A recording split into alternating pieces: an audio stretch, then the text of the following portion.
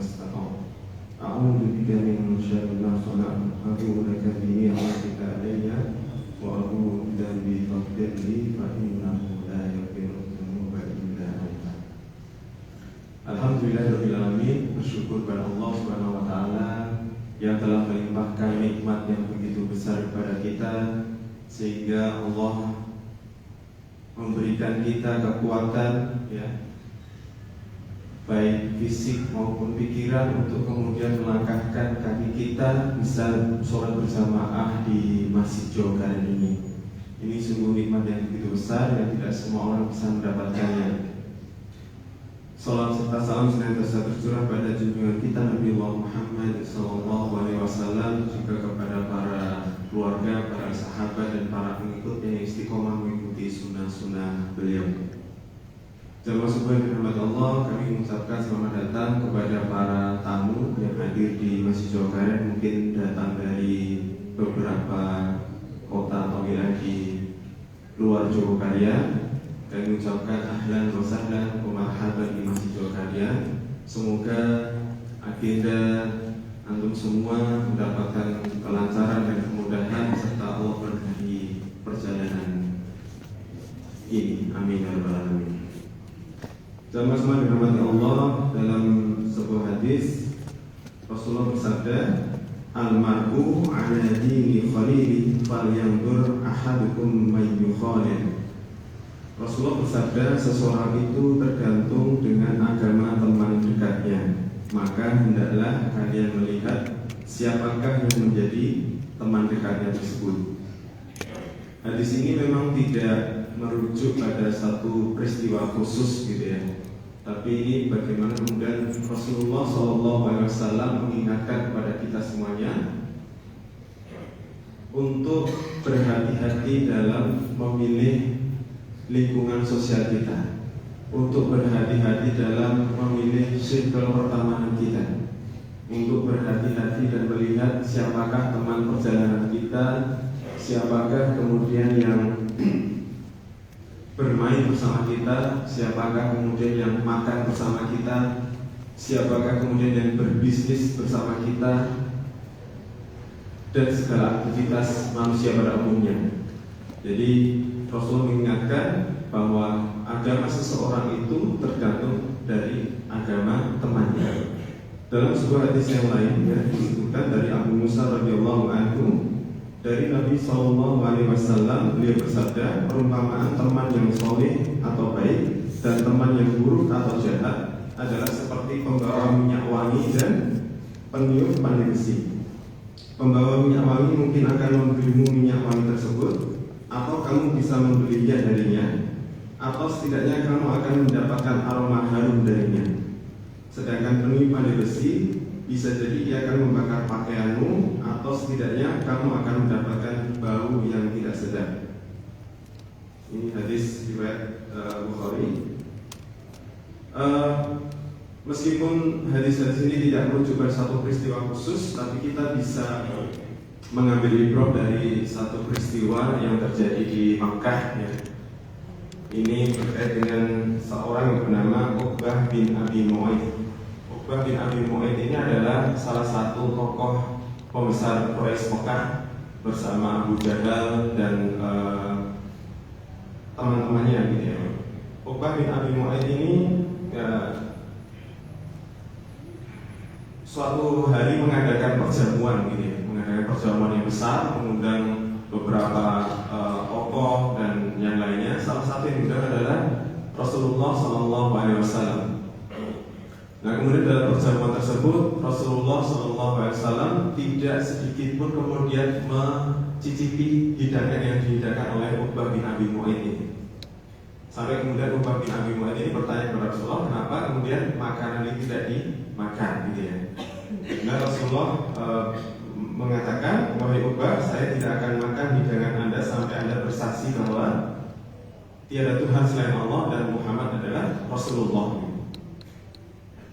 Uqbah bin Abi Mu'ayth ini dia memang circle-nya adalah orang-orang pembesar-pembesar tokoh Quraisy gitu ya, Quraisy Mekah gitu ya, seperti Abu Jahal, Ubay bin Khalaf dan lainnya gitu ya. Tapi suatu ketika dia sebenarnya sempat tertarik dengan ajaran Islam ketika mendengar Rasulullah itu melantunkan ayat Quran. Dalam hatinya ada sedikit ketertarikan. Maka kemudian ketika Rasulullah meminta dia untuk bersyahadat, dia kemudian menyanggupinya di depan Rasulullah. Kemudian dia bersyahadat dengan asyhadu an la ilaha illallah wa asyhadu anna Muhammadar Rasulullah. Nah, berita ini kemudian tersiar dan sampai kepada lingkungan Uqbah bin Abi Mu'ayth tadi, ya, Abu Jahal dan teman-teman, Ubay bin Khalaf dan lainnya. Nah, kemudian Ubay bin Khalaf ini menyampaikan kepada Uqbah bin Abi Mu'ayth, jika kamu masih mengikuti ajaran Rasulullah, maka tinggalkanlah pertemanan dengan kami. Jadi selain hubungan pertemanan, Uqbah bin Abi Mu'ayth ini juga memiliki hubungan bisnis dengan teman-temannya tadi, bisnis yang besar gitu. Sehingga dia kemudian berpikir, jangan-jangan nanti kemudian ketika terputus hubungan pertemanan, maka bisnisnya juga akan hancur gitu. Nah, singkat cerita kemudian Uqbah bin Abi Mu'ayth ini kemudian murtad gitu ya, menyampaikan bahwa sesungguhnya ketika kemarin saya menyampaikan mengucapkan syahadat itu dalam rangka hanya menghormati kepada tamu-tamu saja, kepada Rasulullah SAW saja, tidak sesungguhnya saya itu beriman gitu. Lalu kemudian teman-teman ini menantang, kalau begitu buktikan dengan apa? Ya, salah satunya kemudian dilakukan oleh Uqbah bin Abi Mu'ayth adalah meludahi wajah Rasulullah dan mengucapkan dia tidak beriman kepada Rasulullah gitu. Dalam peristiwa yang lain, Abu Jahal menantang kepada Uqbah bin Abi Mu'ayth untuk menuangkan kotoran unta di punggung Rasulullah SAW, sampai kemudian pada peristiwa itu Rasulullah tidak bangun dari sujudnya, sampai kemudian datanglah putri beliau Fatimah binti Muhammad yang untuk membersihkan punggung Rasulullah, baru kemudian Rasulullah berdiri kembali. Nah, dari kisah ini kita bisa mengambil ibrah bahwa ternyata memang lingkungan sosial kita, circle kita itu sangat berpengaruh pada kehidupan kita. Bisa jadi tidak merusak akidah secara besar gitu ya, tapi kemudian akhlaknya bisa tergerus ya, kebiasaannya yang baik menjadi hilang ya, rutinitasnya yang rajin sholat ketika adzan berkumandang biasanya dilakukan, kemudian karena circle-nya itu tidak terbiasa dengan sholat, dia terikut dari gaya hidup tersebut dan sebagainya. Maka kemudian bagaimana sesungguhnya cara agar kita bisa mendapatkan lingkungan sosial yang baik tadi? Dalam Al-Quran Allah berfirman dalam surat At-Taubah ayat 110, A'udzu billahi minasyaitonir rajim. Ya ayyuhalladzina amanu taqullaha wa kunu ma'as shadiqin. Wahai orang-orang yang beriman, bertakwalah kepada Allah dan tetaplah bersama orang-orang yang benar, orang-orang yang jujur. Nah, ini perintah Allah. Jadi kita diperintahkan untuk bertakwa, kemudian tetaplah bersama orang-orang yang benar dalam semua aspek kehidupan kita. Allah juga menyatakan dalam Quran bahwa salah satu sebab utama ya, yang menguatkan iman para sahabat pada masa itu adalah hadirnya baginda Rasulullah SAW di tengah-tengah mereka. Kita tahu bahwa generasi terbaik adalah generasi para sahabat, karena memang Rasulullah hadir di tengah-tengah mereka, melihat langsung ya, terjaga langsung oleh hadirnya Rasulullah SAW. Dalam surat Al-Imran Allah berfirman, yang artinya bagaimana mungkin kamu sampai menjadi kafir sedangkan ayat-ayat Allah dibacakan kepada kamu dan Rasulullah Muhammad pun berada di tengah-tengah kamu. Siapa yang berpegang teguh pada agama Allah, sungguh dia telah diberi petunjuk ke jalan yang lurus. Nah, lalu bagaimana pada kehidupan kita saat ini untuk menjaga circle pertemanan kita ya? Kita bisa mencontoh bagaimana kemudian baginda Rasulullah SAW itu membangun peradaban ketika hijrah ke Madinah.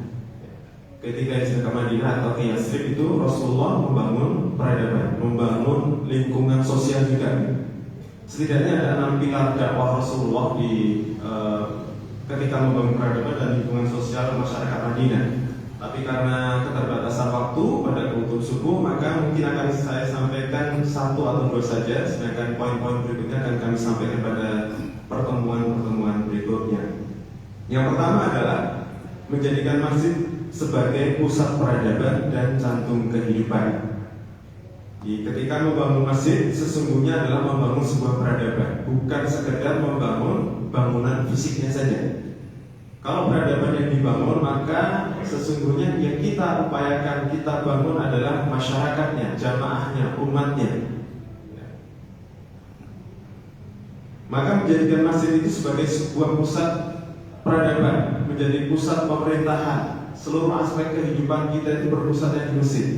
Pusat pemerintahan, pusat ekonomi, pusat kesehatan, pusat sosial, ekonomi, budaya, bahkan mengatur siasat perang juga dilakukan oleh Rasulullah SAW di masjid. Jadi masjid difungsikan tidak hanya sekedar sebagai tempat sholat saja. Agar apa? Interaksi antar manusia itu banyak dilakukan di dalam masjid.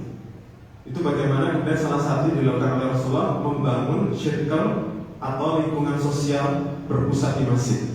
Maka takmir Masjid Jawa Barat juga berupaya untuk kemudian bagaimana meniru baginda Rasulullah itu, ya, kemudian memusatkan seluruh kegiatan itu di masjid, baik dari sisi ibadahnya, ya, sholat, kajian dan sebagainya.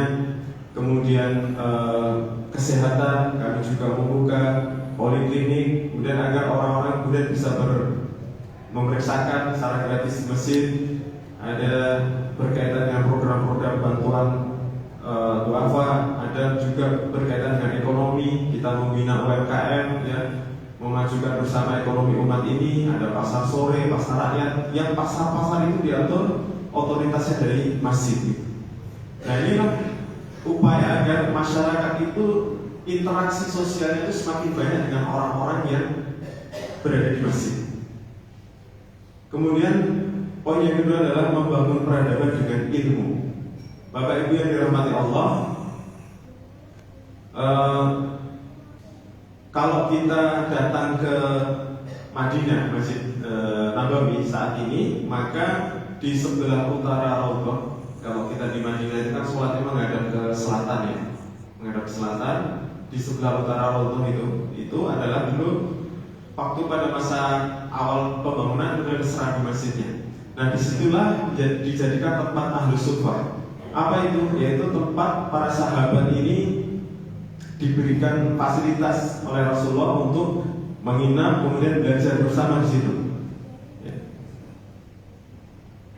Sistem yang digunakan Rasulullah adalah hidup langsung dengan keteladanan. Jadi tidak hanya sekedar ceramah-ceramah, tapi para sahabat ini datang langsung dan melihat langsung bagaimana Rasulullah itu sholat, bagaimana Rasulullah itu makan, bagaimana Rasulullah itu berbicara, bagaimana kemudian beliau tidur, ya, bersuci dan sebagainya.